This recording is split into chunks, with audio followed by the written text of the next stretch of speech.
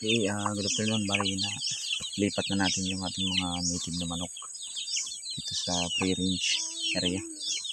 So ito na yung natin yan, bagong tahanan ng mga manok.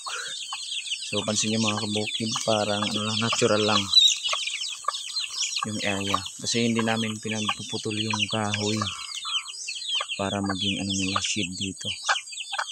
Then ngayon bali naglagay muna ako ng trapal pang samantala para may masilungan yung mga manok kung sakaling maulan.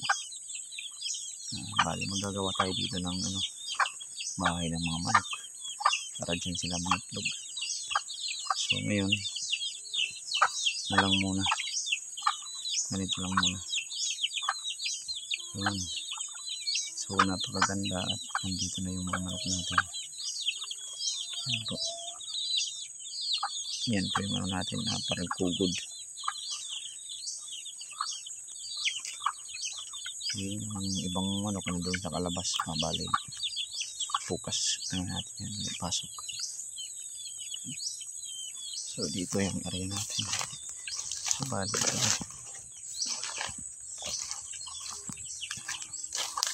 ayun, bali palibot yan. So dito talaga, pero yung iba nakalabas siguro dito ay dito. So kailangan pa natin ayos.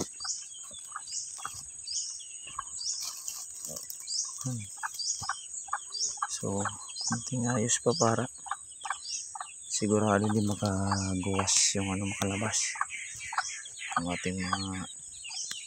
So bali yan, natural lang yung mga kahoy, nandyan sila ngayon, dyan sila hapon. Check natin ulit.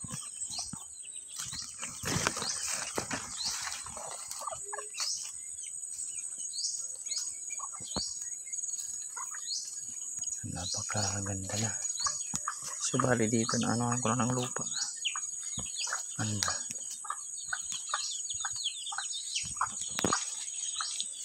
Masigit lang. So para yung mga manok natin dyan sila mamuhay.